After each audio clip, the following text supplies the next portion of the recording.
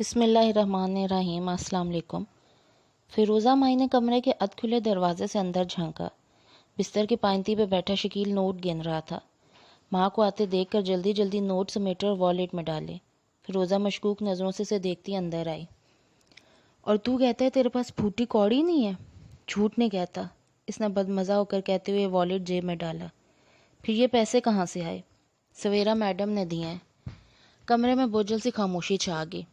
فیروزہ مائی کے چہرے پر مجرمانہ اضطراب پھیل گیا۔ تو واقعی پارو کو مارنے جا رہا ہے؟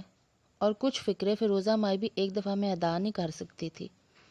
میں نہیں، ہم، شکیل نے بغور اسے دیکھتے ہوئے پرعزم انداز میں دہرایا۔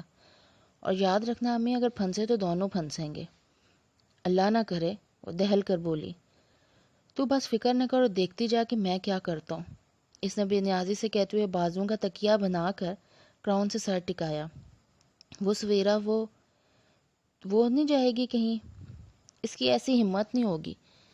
میں نے احتیاطاً اپنے اور اس کی ساری گفتگو ٹیپ کر رکھی ہے، اگر اس نے مجھے ڈبل کراس کرنے کی کوشش کی تو ساری عمر بھگتے گی۔ مگر تو کیسے کرے گا یہ سب؟ وہ ابھی تک فکر مند تھی۔ شش، دیواروں کے بھی کان ہوتے ہیں، اس نے ماں کو تنبیہ کی۔ فیروزہ نے ادھر ادھر دیکھا اور خاموش ہوگی۔ بس تو کل شام کی پارٹی کا انتظار کر امی، وہ ٹیک لگائے چھت کو دیکھتا مسکراتے ہوئے کہہ رہا تھا۔ فیروزہ مائی نے مسکرانے کی کوشش کی، مگر اس کا چہرہ اندیشوں سے بھرا تھا۔ رات آئی گزر گئی، سویرا آیا اتر گیا، پھر اگلی شام ڈوبنے لگی۔ اپنے چھوٹے سے بنگلے کے بالائی منزل کے کمرے میں کھڑے فائز نے آئینے کو دیکھتے ہوئے سیاہ سوٹ کا آخری بٹن بند کیا، ٹائی کی نوٹ درست کی، بالوں کو آخری دفعہ برش کیا اور پرفیوم اٹھا کے گردن درست کی۔ بالوں کو آخری دفعہ برش کیا اور پرفیوم اٹھا کے سپرے کیا۔ محلول کے قطرے اڑے اور فضا میں بکھر گئے۔ اس نے چابی، موبائل اور والیٹ اٹھایا، ایک نظر گردن سے کھڑکی سے دکھائی دیتے پارس کے گھر پر ڈالی اور پھر کمرے سے باہر نکل گیا۔ چند میل دور شہر سے ذرا فاصلے پر واقع رضوان حیات کے بڑے سے گھر کے ڈرائیو وے میں سویرا گاڑی کی پچھلی سیٹ پر بیٹھ رہی تھیں۔ انہوں نے براؤن سلک کا نفیس لباس زیب تن کیا ہوا تھا، بال جوڑے میں باندھ رکھے تھے، چہرے پر عمر کے حساب سے میک اپ اور آنکھوں میں اعمال کے حساب سے اتری پریشانی واضح تھی۔ ڈرائیور نے کار کا دروازہ بند کیا اور اپنی جگہ سنبھالی۔ ہوٹل جانا ہے، کروفر سے کہہ کر وہ کھڑکی کے باہر دیکھنے لگی۔ ڈرائیور سر ہلا کر کار ریورس کرنے لگا۔ میں اس پارٹی میں جا کر کیا کروں گی؟ پارس کے گھر میں کھڑی تیار ہوتی فیروزہ مائی نے بددلی سے کہتے ہوئے شکیل کو دیکھا، جو کوئی 5ویں بار ڈریسنگ مرر کے سامنے کھڑے ہو کر پیلی شرٹ کا کالر گہرے نیلے کوٹ کے اوپر ٹھیک کر رہا تھا۔ کیوں امی، تو پڑھے لکھے لوگوں کی کمپنی میں خود کو آرام دہ محسوس کرتی ہے؟ وہ ہنسا۔ بکواس نہ کر، جلدی کر، ٹائم ہونے والا ہے۔ اس نے گھڑی کو دیکھتے ہوئے کانوں کے پیچھے اڑسا دوپٹہ مزید سختی سے اڑسا۔ وہ میڈم صاحب بھی ہمارے ساتھ چلے گی یا ہم اکیلے جائیں گے؟ ساتھ ہی کھلے دروازے سے نظر آتی سیڑھیوں کو دیکھا۔ ہمیں پہلے جانا چاہیے، شکیل کہتے ہوئے دروازے کی طرف بھاگ گیا۔ پہاڑ کی دوسری جانب سڑک پر ایک نیلی کار دوڑی تھی۔ ڈرائیونگ سیٹ پر بیٹھا شجاع خاموش سا اسٹیئرنگ وہیل پر ہاتھ رکھے کار چلا رہا تھا۔ اس کی کار کا رخ رائل ہوٹل کی جانب تھا۔ وہ خاموش تھا مگر طمانینت کے احساس سے لبریز۔ پارس کی باتیں اب بھی اس کے دماغ میں گھوم رہی تھی۔ ڈرائیور شکیل اور فیروزہ کے ہوٹل چھوڑ کر واپس آ چکا تھا۔ وہ اپنے گھر کی سیڑھیاں اترتی دکھائی تھی۔ سیاہ ساڑی اور سیدھی مانگ نکال کر جوڑے میں بندھے بال، کانوں کی سلور کی بالیاں، گردن میں ہیروں کا نازک ہار۔ وہ اونچی ہل سے پورے اعتماد قدم اٹھاتی لمبی گردن تنے کار میں آ کر بیٹھی۔ رائل ہوٹل میم، ڈرائیور نے کنفرم کرنے کو کہا۔ نہیں، تنویر صاحب کے گھر چلو، حکمیہ انداز میں کہہ کر اس نے رخ پھیر لیا۔ ڈرائیور نے حیرانی سے بیک ویو مرر میں اسے دیکھا، پھر کار سٹارٹ کی۔ وہ خاموش تھی، سارا راستہ خاموش ہی رہی۔ تنویر صاحب کا گھر بھی آبادی سے الگ تھلگ ایک سبز پہاڑی کے پرپیچ راستوں کے اندر واقع تھا۔ یہ وہی گھر تھا جہاں چند روز قبل افضل بابا نے آ کر شکیل کے عزائم کی خبر دی تھی۔ آج ان کا برآمدہ خالی تھا۔ میں 10 منٹ میں آ رہی ہوں۔ کار رکتے ہی وہ تیزی سے نکلی اور اسی تیزی سے اندر داخل ہوئی۔ بنا ٹھٹکے اس کے انداز میں مانوسیت تھی، جیسے وہ اکثر یہاں یوں ہی بے دخل داخل ہو جاتی ہو۔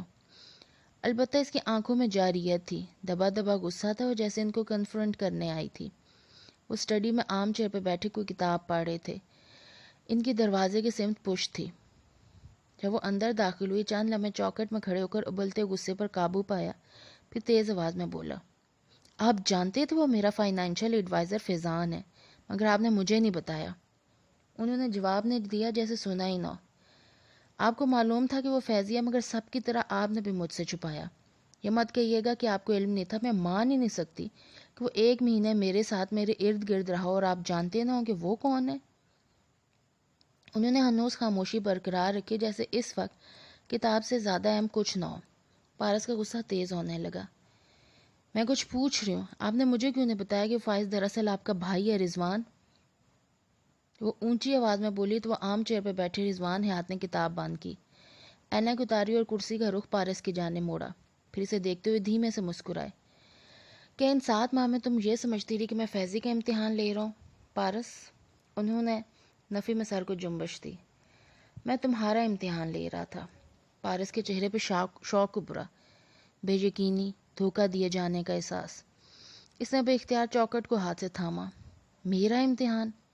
مگر آپ نے کہا تھا کہ یہ آپ اس لیے کہہ رہے ہیں کہ… رک گئی، ادھوری بات سمجھ آنے لگی۔ اس کی آنکھوں میں اتری بے یقینی صدمے میں بدلنے لگی۔ فیضان جہاں کیوں آیا رضوان؟ وہ اپنی جگہ سے اٹھے اور چھوٹے چھوٹے قدم اٹھاتے اس کے عین سامنے آ کھڑے ہوئے۔ اسٹڈی میں صرف ایک بتی اور ایک ٹیبل لیمپ کی روشنی پھیلی تھی۔ ان دونوں کے چہرے اسی روشنی میں آدھے تاریک آدھے روشن تھے۔ وہ تمہاری جان لینے آیا ہے۔ پارس کی آنکھوں کی پتلیاں بے یقینی سے پھیل گئیں۔ میں جانتی تھی وہ کسی کی بھی جان لے سکتا ہے، میں نے اس رات بھی آپ سے یہی کہا تھا۔ اس کے لبوں سے نکلے الفاظ ٹوٹ کر فضا میں بکھرتے گئے۔ ہر حرف کے ساتھ رنگ تھے، صوتی، قوس و قزح اور رنگین کمان۔ دھیرے دھیرے اسٹڈی کی ہر بتی پہ چھانے لگے، بلیک اینڈ وائٹ اسٹڈی میں رنگ بھرنے لگے۔ گہرے سے ہلکے کا سفر اور ہلکے سے گہرے تک کی مسافت سب آپس میں گڈمڈ ہونے لگے، یہاں تک کہ حال ماضی بن گیا اور ماضی حال میں تبدیل ہوتا گیا۔ وہ دوپہر سفید تھی، سرما کی مری کی پہلی سفید دوپہر۔ اسے یاد نہیں تھا کہ اس سے قبل اس سرما برف پڑی بھی تھی کہ نہیں، مگر اسے اتنا یقین تھا کہ اس سے زیادہ حسین برف ملکہ کو میں کبھی نہیں پڑی ہوگی۔ وہ ہوٹل کے ریسٹورنٹ کے باہر اوپن ایریا کیفے میں ایک کرسی پر بیٹھی تھی۔ اس کی آنکھیں دور دکھائی دیتے سفید پہاڑوں پر جمی تھیں۔ ایک رات کی برف باری نے ان کو بوڑھا کر دیا تھا۔ اس نے سوچا، لبوں پر مسکراہٹ بکھر گئی۔ کھلے بال شانوں پر ڈالے، وہ محبت اور وقار سے ایک بازو کرسی کے ہتھے پر جمائی بیٹھی تھی۔ اس کا ہر انداز اندرونی خوشی کا گماس تھا، یا شاید خوشی سے زیادہ یہ اطمینان تھا جو اس کے رگوں پہ میں سے جھلک رہا تھا۔ مسز رضوان، باوردی ویٹر اس کے قریب آ کر جھکا۔ وہ ذرا سے جھونکی، پھر دھیما سے مسکرائی، استفسار سے آبرو اٹھائی۔ آپ کے لیے ایک کال ہے۔ ساتھ ہی کارڈلیس فون اس کی جانب بڑھایا۔ رضوان ہے؟ وہ فارغ ہو گئے؟ فون پکڑتے اس نے گردن اونچی کر کے دور نظر آتے ایڈمن بلاک کو دیکھا جہاں رضوان میٹنگ میں مصروف تھے۔ نہیں، کوئی خاتون ہے۔ وہ ہلکا سا چونکی، پھر اچنبے سے ہیلو کہتے ہوئے فون کان سے لگایا۔ ویٹر جھک کر سر سے کارنش بجا لاتا رخصت ہو گیا۔ پارس میڈم، کوئی عورت تیز لہجے میں طنزیہ بولی تھی۔ جی فرمائیے۔ مجھے پہچانا نہیں تم نے؟ نہیں سوری، بلکہ تم مجھے پہچان بھی کیسے سکتی ہو؟ مجھے تو اپنی دانش میں تم نے مکھن سے بال کی طرح بھائی جی کی زندگی سے نکال باہر کیا ہے۔ بہت مہارت سے تم نے پتے کھیلے اور بالآخر تم جیت گئی۔ اپنی فتح کا جشن کیسے منا رہی ہو پھر؟ جی کیا مطلب؟ وہ حق دق سن رہی تھی، جو ذہن جیسے سمجھ نہیں پا رہا تھا کہ اس کے ساتھ کیا ہو رہا ہے۔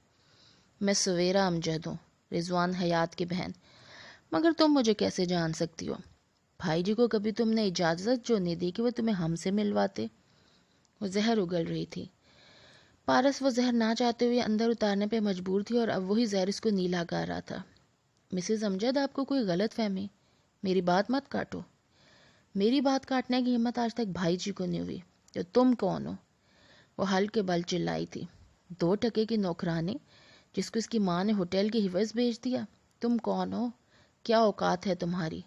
ہمارے بھائی کو ہم سے چھین لیا، ہوٹل چھین لیا، اور کتنا چھیننا چاہتی ہو؟ تمہاری وجہ سے آج بھائی جی نے مجھ سے ایسے بات کی جیسے میں ان کی کوئی دشمن ہوں۔ وہ بلند آواز سے رو رہی تھی۔ پارس صدمے سے گنگ ہوگی۔ اسے پتہ ہی نہیں چلا کہ کب احساس توہین نے اس کے گل دہکائے، کب آنکھوں کو بہایا اور کب پانی کے دانے گردن تک لڑکا دیے۔ تم ہر چیز کی ذمہ دار ہو، میں نہیں جانتی تم نے ان کو کیسے مجبور کیا کہ وہ ہماری شکل دیکھنے سے بھی جائیں۔ وہ بھائی جو ہم پر جان چھڑکتا چاہ آج اتنی سی خواہش پہ بھڑک اٹھا جب میں نے کہا کہ مری والا ہوٹل امجد کو سنبھالنے دیں۔ تم نے ان کو ہمارے خلاف بھڑکا کر ہم سے اتنا دور لا کھڑا کیا کہ آج وہ مجھ پر غصہ ہوئے۔ جو کبھی نہیں ہوا وہ آج ہوا، اور اس کی وجہ تم ہو، صرف اور صرف تم۔ وہ غصے سے چلاتی اب ہانپنے لگی تھی۔ دم بخود بے آواز آنسو بہاتی پارس پل بھر میں 2.5 ماہ پہلے کی پارو بن گئی، ڈری سہمی بزدل پارو۔ اس کا دماغ ہر جواب، ہر دلیل سے خالی ہو گیا تھا۔ اس کا سارا دل اسی طرح خالی ہو گیا تھا۔ مجھے نہیں معلوم کہ ہوٹل تمہارے نام کرنے والی بات انہوں نے مجھ سے جان چھڑانے کے لیے کیا یا واقعی تمہارے جادو نے ان کو اندھا کر دیا ہے، مگر میں تمہیں ایک بات بتائی دے رہی ہوں پارس، یا جو بھی نام ہے تمہارا۔ وہ اب رو نہیں رہی تھی، خطرناک لہجے میں بین کر رہی تھی۔ پارس کے جسم پر چونٹیاں رینگنے لگی، جو شاید وہ بچھو تھے، ڈنگ مار مار کے اسے نیلا کر رہے تھے۔ میرے شوہر کو یہ ہوٹل چاہیے، اور میں اپنی بات بدلنے والوں میں سے نہیں ہوں۔ میری ضد ہے اب یہ ہوٹل مجھے ہی چاہیے، اور تم؟ ہاں، تم مجبور کرو گی بھائی جی کو یہ کرنے پر، اور اگر تم نے ایسا نہ کیا تو یاد رکھنا میں تمہارے ساتھ وہ کروں گی کہ تمہاری 7 نسلیں پناہ مانگیں گی، بلکہ نسل تو تب چلے گی جب بھائی جی تمہارے ساتھ ہوں گے، اور ان کو میں تمہارے ساتھ رہنے ہی نہیں دوں گی، کسی قیمت پر نہیں۔ پارس میڈم، تم مجھے ابھی جانتی نہیں ہو۔ نیدا، ان کی جوانی کی محبت جب میرے سامنے نہ ٹک سکی تو تم تو بڑھاپے کی بے وقوفی ہو۔ غصے میں تیز تیز بول رہی تھی۔ تم سے ایسے دور ہوں گے کہ تم ان کی شکل دیکھنے کو بھی ترسو گے، اس لیے یا تو وہ کرو جو میں نے کہا ہے، یا پھر اپنی ماں سے کہو تمہارے لیے کوئی اور بڈھا ڈھونڈ لے جس کے ہاتھ میں تمہیں بیچ آئے، کیونکہ اگر تم میری بات مان جاؤ گی تو شاید میں تم پہ رحم کھا لوں اور تمہیں بھائی جی کے ساتھ رہنے دو، لیکن دوسری صورت میں مجھ سے کسی رعایت کی امید مت رکھنا۔ فون کھٹ سے بند ہوا، ایسا جیسے کھٹ سے آری کسی کی گردن پر چل جاتی ہے۔ وہ سن سی وہاں بیٹھی تھی۔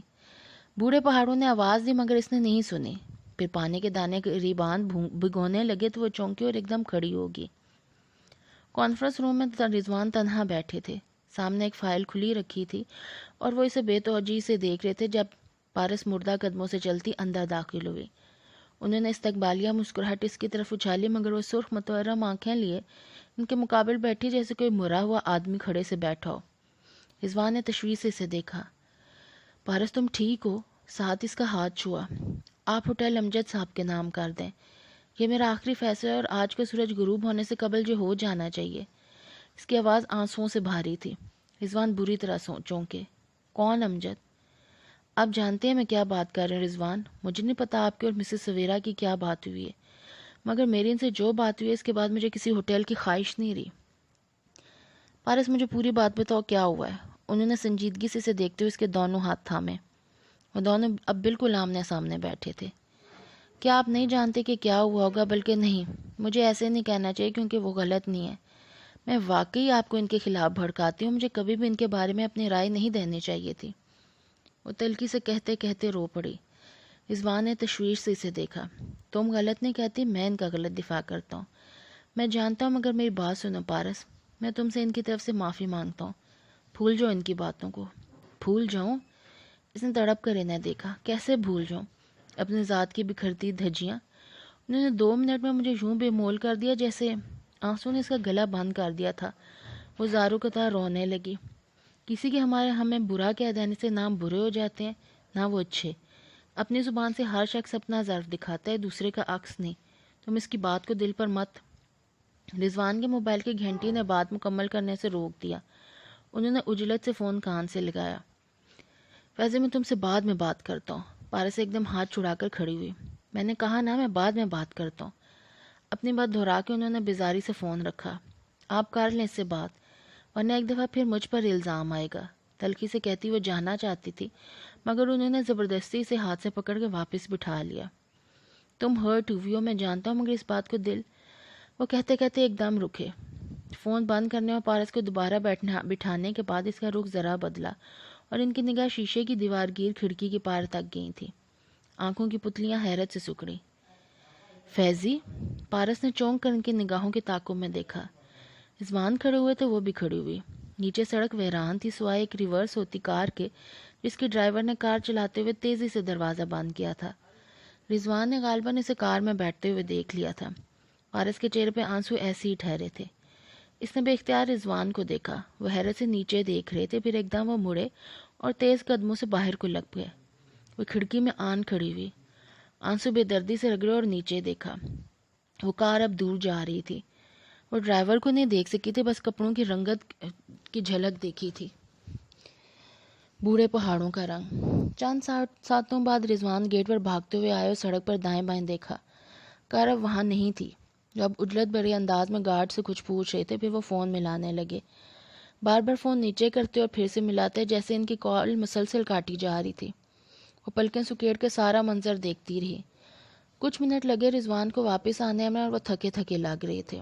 وہ فیضی تھا، وہ نیچے آیا تھا، میں سمجھا وہ امریکہ میں ہے۔ اس کا نمبر رومنگ پر تھا، اب ناراض ہے شاید۔ بات کرتے ہوئے اسے نہیں دیکھ رہے تھے، مسلسل کال ملائے جا رہے تھے، پھر شاید اس نے فون ہی بند کر دیا کہ انہوں نے کوشش کر دی تھی۔ پارس خاموش ہوگی، بالکل خاموش۔ وہ ساری شام ساتھ رہے حتیٰ کہ رات اترنے لگی۔ رضوان اس دوران ہر 10 منٹ کے وقفے سے فیضی کا موبائل ٹرائی کرتے، پھر خاموشی سے سر ہلا کر فون رکھ دیتے۔ پارس نے ان سے کوئی بات نہیں کی، وہ چپ رہی۔ واپسی پر وہ گھر اترنے کے بجائے پارک کی سیڑھیوں کے پاس اتر گئے، زینوں پر اتر گئے۔ زینوں پہ برف جمی تھی۔ رضوان نے اپنی ہڈ والی جیکٹ پہن لی تھی اور اس نے اپنا اوور کوٹ۔ ہلکی ہلکی برف پھر سے گرنے لگی تھی۔ سردی ہے، گھر چلیں، وہ بالآخر بولی، تو بس اتنا۔ انہوں نے یہ نہیں سنا، اوپر چڑھتے رہے۔ وہ مجھ سے ناراض ہے، مجھے اس کی بات سننی چاہیے تھی، وہ خود سے کہہ رہے تھے۔ صحیح۔ اس نے گہری سانس لی۔ فیضان کے خلاف قدورت مزید بڑھی۔ وہ فون کیوں نہیں اٹھا رہا؟ تنویر، خواجہ صاحب، اس کے سب دوستوں سے پوچھ لیا، مگر کسی کو نہیں معلوم کہ وہ ادھر ہے۔ وہ بنا بتایا اس جگہ کے راستے بھی نہیں جانتا، ریش ڈرائیونگ کرتا ہے، میں اس سے کیسے رابطہ کروں؟ وہ اب بھی اس سے بات نہیں کر رہے تھے۔ تیز ہوا کے جھونکے سے ہڈ گرا کر ان کی گردن کی پشت پر آ گیا تھا۔ آپ کو یقین ہے کہ وہ وہی تھا؟ میں نے اسے انگلی پکڑ کے چلنا سکھایا، کیا میں ہی نہ جانوں گا کہ وہی تھا یا نہیں؟ وہ خفا ہوئے۔ پارس نے ہلکے سے شانے اچکائے۔ وہ دونوں اوپر پارک میں پہنچ چکے تھے۔ کیئر ٹیکر گلاس کی دیوار کے اندر کمرے میں بیٹھا نظر آ رہا تھا۔ اس نے ان دونوں کو دیکھ کر ذرا حیرت، ذرا شناسائی سے ہاتھ ہلایا کہ موسم خراب تھا، مگر دونوں نے جواب نہیں دیا۔ وہ خود میں الجھے تھے اور الجھتے ہی رہے۔ میں اس سے کیسے رابطہ کروں؟ وہ ایک دفعہ پھر اس کا نمبر ٹرائی کر رہے تھے۔ پارس اکتا کر دوسری جانب دیکھنے لگی۔ وہ مجھ سے بہت خفا ہے، وہ افسوس سے نفی میں سر ہلاتے ہوئے چل رہے تھے۔ ایک دم جھٹکے سے رکے، جیسے ان کو کسی نے پیچھے کھینچا ہو۔ پارس کے لبوں سے دبی دبی چیخ نکلی۔ رضوان کی ہڈ باڑ کی نوکیلی سلاخ سے الجھی تھی اور قدم آگے بڑھانے کے باعث وہ چر گئی تھی۔ شکر تھا کہ وہ بر وقت سنبھل گئے تھے۔ پارس نے جلدی سے ان کی ہڈ سلاخ کی نوک سے چھڑائی۔ وہ درمیان سے یوں پھٹی تھی کہ سوراخ ہو گیا تھا۔ آپ کو چوٹ تو نہیں آئی؟ پتہ نہیں۔ وہ پھر سے الجھے ہوئے آگے بڑھنے لگے۔ پارس کے ابرو تان گئے، آنکھوں میں غصہ پھر اوت کر آیا۔ آپ اس کی پرواہ کیوں کر رہے ہیں جو آپ کی نہیں کرتا؟ وہ میرا بھائی ہے، انہوں نے ناگواری سے کہا۔ میں آپ کو اس کے خلاف نہیں کر رہی، مگر آپ اتنے پریشان کیوں ہیں، جیسے کوئی چھوٹا بچہ ہو جو یوں گم جائے گا؟ وہ غصے میں ہاتھ ہلا کر تیز تیز بول رہی تھی۔ سب ٹھیک ہے سر۔ کیئر ٹیکر ان کے ہڈ کے اڑنے کا منظر دیکھ کر بھاگا چلایا، مگر پارس نے ہاتھ جھلا کر اس کو جانے کا اشارہ کیا۔ مجھے اس کی فکر ہے پارس، اور میں کدھر ہوں؟ سویرا ٹھیک کہہ رہی تھی، وہ دونوں آپ کو مجھ سے چھین سکتے ہیں، اور آج میں نے دیکھ بھی لیا کہ ان دونوں کی ناراضی میں اتنی طاقت ہے کہ وہ مجھے آپ سے دور کر سکیں۔ رضوان نے سنا ہی نہیں۔ وہ پھر سے نمبر ملانے لگے۔ کان پہ لگاتے ان کے چہرے پر امید جاگی۔ گھنٹی جا آ رہی تھی۔ وہ بےتاب سنتے رہے۔ پارس بھی رک کر ان کو بغور دیکھنے لگی۔ جو بھی کہیے گا اس کو رضوان کے چہرے پر نظر آ جانا تھا، مگر ابھی اس سے کچھ کہا بھی نہیں تھا۔ وہ فون بھی نہیں اٹھایا تھا کہ رضوان کی آنکھیں بے یقینی سے بھر گئی۔ وہ سیڑھیوں کے دہانے پر کھڑے تھے اور یہاں سے ساری سڑک دکھائی دیتی تھی۔ دور سفید سڑک کی اس طرف ایک سفید کار کھڑی تھی۔ وہاں کوئی کار سے ٹیک لگائے سر جھکائے کھڑا تھا۔ برف کے گالے گر رہے تھے، ہوا تیز ہو رہی تھی۔ پارس نے سوالیہ نظروں سے رضوان کو دیکھا۔ اسی پل وہ تیزی سے بولے، کیوں فون کر رہے ہیں آپ مجھے؟ میں کون ہوں آپ کا؟ پارس نے نہیں سنا، مگر فیضی کہہ رہا تھا۔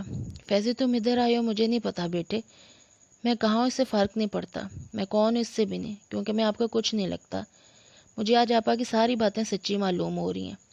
وہ ٹھیک تھی، آپ نے اس گھٹیا عورت کی وجہ سے ہمیں بھلا دیا ہے، آج اس کی وجہ سے اپنے دروازے پہ آئے کھڑے بھائی کو آپ نے دھتکارا ہے۔ فیضی میری بات سنو، میں تمہارا بھائی ہوں، ساری زندگی تمہارے سر پر سائے کی طرح رہا ہوں۔ وہ بے یقینی سے کچھ بولنے کی صحیح کہہ رہے تھے تو نہ رہتے، بے شک آپ نہ رہتے، مگر آپ یوں نہ کرتے۔ آپ نے مجھے اکیلا چھوڑ دیا۔ آپ آج سے میرے کچھ نہیں لگتے، آپ اور میں ایک دوسرے کے لیے مر گئے۔ میں نے سنا تھا شادی کے بعد لوگ بدل جاتے ہیں، مگر اتنے بدل جاتے ہیں یہ نہیں جانتا تھا۔ بھائی جی آپ مجھے فون مت کیجیے گا، اور اگر میں مر جاؤں تو میرے جنازے پر بھی نہیں آئے گا، کیونکہ میں جتنا آج اکیلا ہوا ہوں پہلے کبھی نہیں ہوا۔ سنا آپ نے، میرے جنازے پر مت آئیے گا۔ ساتھ ہی فیضان نے کار کی کھڑکی پہ زور سے مکہ مارا۔ وہ غصے میں ایسے ہی کیا کرتا تھا۔